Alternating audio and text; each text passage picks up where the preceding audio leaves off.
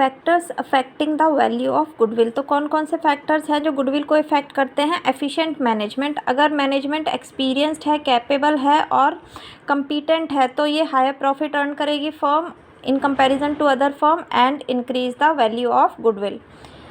So second is favourable location, अगर firm जो है फेवरेबल लोकेशन पे है, कस्टमर वॉक इन है तो सेल ज़्यादा रहेगी and goodwill will be increased.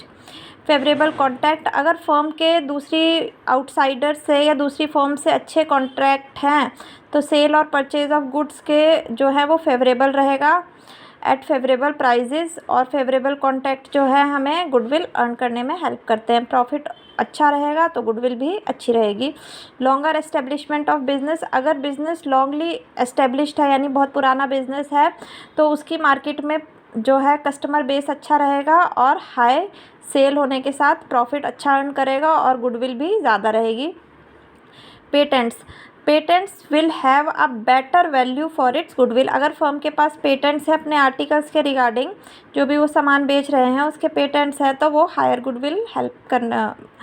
Goodwill value में हेल्प करता है। एसेस टू सप्लाईज, तो यहाँ पर क्या है, there will be a high value of goodwill for a firm which has good arrangement for getting regular supply, मतलब जो भी वो गुड्स दे रहे हैं उसकी अगर वो रेगुलर सप्लाई करेंगे in comparison to other firms तो वो गुडविल ज़्यादा बेटर उनकी गुडविल रहेगी मार्केट में। क्वालिटी, अगर गुड्स अच्छी क्वालिटी के होंगे तो obviously goodwill will be higher.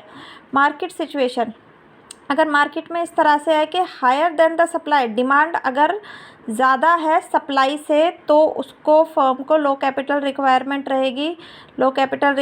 रहेगी तो हायर प्रॉफिट रहेगा और value of goodwill will increase. So market situation भी हमारी गुडविल को इफ़ेक्ट करती है। रिस्क एसोसिएटेड, अब जब हम बिज़नेस का risk higher than the normal होता है तो the business will have less value for goodwill. Point is if the risk faced by business are higher than the normal, अगर फर्म ज़्यादा रिस्क फेस कर रही है देन द नॉर्मल तो goodwill कम रहती है, और इसका उल्टा ये होता है कि अगर बिज़नेस लोअर रिस्क फेस करती है तो गुडविल हाई रहती है, यानी रिस्क का और गुडविल का अपोजिट रिलेशन है आपस में।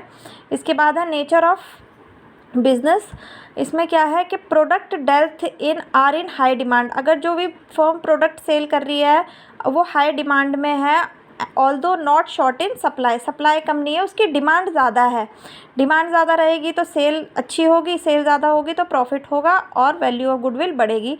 पास्ट परफॉर्मेंस, अगर firm year after year better profit earn कर रही है तो इससे वैल्यू